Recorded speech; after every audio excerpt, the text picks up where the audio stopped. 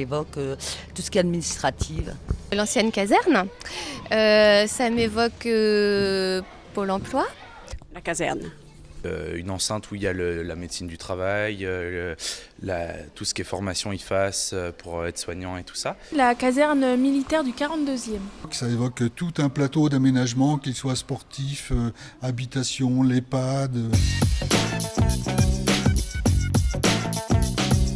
Absolument, quand on voit la superficie qu'il y a au quartier Ferrier, ça me paraît effectivement très judicieux de faire un beau quartier et un nouveau quartier. Oui, vu les bâtiments, la grandeur des bâtiments et le fait que ce patrimoine existe, je pense qu'autant l'utiliser, ouais. Pour inventer un quartier, il faut y mettre des logements. Absolument, il y a plein d'installations qui sont à rénover, mais où il y a la place de faire des choses. Il y a plein de terrains qui sont à nu. Et stationnement, ça c'est important parce qu'on galère vraiment à se stationner le matin. Et les salles de restauration aussi. Toujours devoir ramener notre gamelle et tout.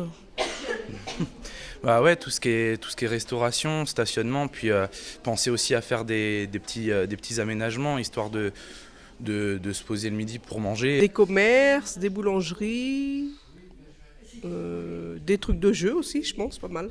Des logements peut-être, mais des maisons plus que des collectifs.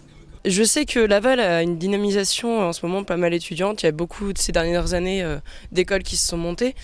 Et pour ça, les écoles sont là, mais il y a plein d'infrastructures à côté qui manquent.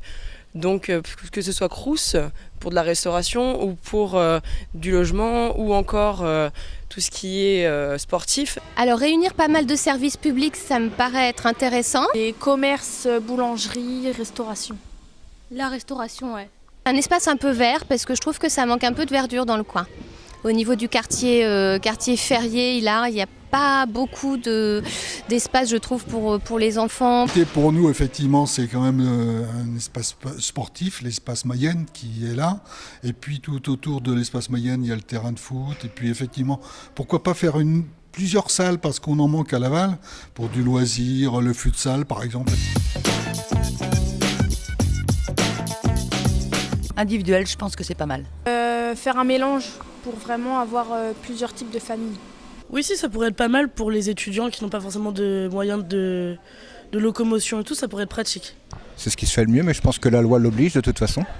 Ouais, des petits logements, ouais, ce serait pas mal parce que quand je vois, il y a des personnes qui habitent assez loin, donc après ça reviendrait peut-être à moins cher d'habiter directement là et le temps de la formation. Des écoquartiers. Enfin bon, voilà, après c'est plus par des appartements, un mixte, je pense. Mais surtout avec une vocation un peu écolo. Je pense que ça devait être des anciens logements de la caserne qui peuvent être rénovés et ça peut vraiment être quelque chose d'intéressant si c'est rénové, je pense, à moindre coût puisqu'ils ne sont pas l'air si anciens que ça. Favoriser peut-être du bois, des logements économes, voire autonomes en énergie, ce type d'éléments qui coûtent moins cher à la société aussi, quoi. Quelque chose à l'image de la Mayenne, simple et humble. Je pense qu'on regarde la SATM, c'est pas mal ce qu'ils ont fait, ils ont rajouté de la couleur, des choses comme ça. Mais on a quand même une base de vieux bâtiments militaires. Conserver l'aspect militaire. Des matériaux qui sont obligatoires en Mayenne, ne serait-ce que pour la couverture de l'ardoise. Et puis à ce moment-là, il n'y a pas de matériaux à privilégier. Ça peut être du bois, ça peut être des pierres, ça peut être... Et justement, c'est ça qui fait, disons, un quartier, c'est que, disons, il y a un mélange. Pour ceux justement qui n'ont pas de moyen de locomotion autre qu'une voiture, ouais, parce que là, je sais qu'il y en a un, mais on doit marcher assez longtemps. Pas forcément, on peut y aller facilement à pied, c'est à côté. Ouais, il y a le Tulle pas loin, donc. Oui, surtout des Tulles et pour aller direction la gare. Je pense, puisque ici on est très très mal desservi, voilà, il y a un arrêt de bus qui est proche, mais qui est à près de 500 mètres du pôle de formation. C'est sûr que ça désengrangerait aussi tout ce qui est au niveau des stationnements. C'est juste incroyable le nombre de voitures qu'il y a et pour la plupart c'est des voitures qui sont toutes seules ou avec 2 occupants en règle générale. Avoir un vrai réseau qui permettrait d'aller jusqu'au centre-ville pour pouvoir desservir ce lieu, je pense que ce serait vraiment un plus et ça attirerait aussi encore plus les étudiants et ça ferait un geste plus écologique. Tout à fait, oui. Très intéressante même. Le coût me paraît trop élevé pour le si peu d'utilisateurs. Bah moi, je trouve que mettre une gare, ça pourrait être pratique parce qu'il n'y en a qu'une seule et c'est pas très pratique parce que c'est souvent pour le stationnement, c'est pas pratique du tout. Financièrement, je pense que ça me semble compliqué. Je pense, il y a énormément de personnes qui viennent, enfin après énormément, voilà, il y a beaucoup de personnes qui viennent par train, qui viennent de Rennes, du Mans ou d'Angers, etc. Donc certains font la route tous les jours, certains font la route seulement le week-end. Mais je pense que ce serait une idée à développer. Là, aujourd'hui, on développe des idées de covoiturage à défaut de pouvoir développer d'autres idées. Je ne vois pas très bien faire un arrêt spécial, alors que un certain nombre de gens qui travaillent à l'extérieur de Laval et qui prennent le train, ils mettent leur voiture en ville et puis c'est simple. Hein. Il y a déjà une maison de retraite qui est en construction. Et pourquoi pas une salle de sport aussi pour le pôle de santé si on veut faire des regroupements. Ouais, salle de sport, des terrains. Savoir aussi que la pression des examens, ça fait qu'on prend du poids ou même des personnes maigrissent. Ça a été prouvé, donc c'est vrai qu'une salle de sport, ça serait pas mal pour pouvoir se dépenser, se vider la tête. Sport, on est quand même déjà pas mal avec l'USL ici.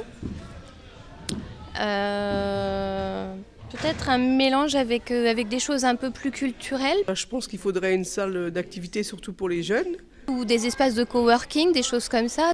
Pour nous, vu notre formation, ce serait plus le service public. Le centre-ville se revalorise pour pas enlever le service public du centre-ville. Une plaine de jeux pour l'ensemble du quartier, à la fois Hillard, j'irai aussi Grenoux qui pourrait venir là.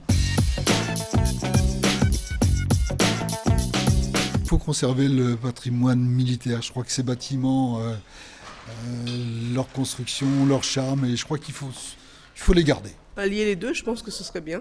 Laisser un peu rester un peu dans la caserne, laisser un peu comme ça, et puis rajouter un peu des bâtiments modernes. Garder le patrimoine militaire. Non, moi je pense qu'il faut garder une partie du patrimoine pour garder l'âme de la ville de Laval et savoir où on se situe. Non, il faut garder l'ancienneté du nom du quartier. Pas forcément. Non, quand on parle à Laval du quartier férié, tout le monde sait où c'est. Faudrait pas changer le nom, ça servira à rien. Le quartier férié, on a l'habitude, mais s'il faut changer, ce serait peut-être renier un peu ce que c'était à la base, quoi. Pourquoi changer quand quelque chose est bien connu ? Déjà, qu'est-ce que ça veut dire quartier férié ? Je pense que personne ne sait à Laval. Et changer le nom, pourquoi pas, oui. C'est vraiment ça, c'est secondaire. Non. Non, non.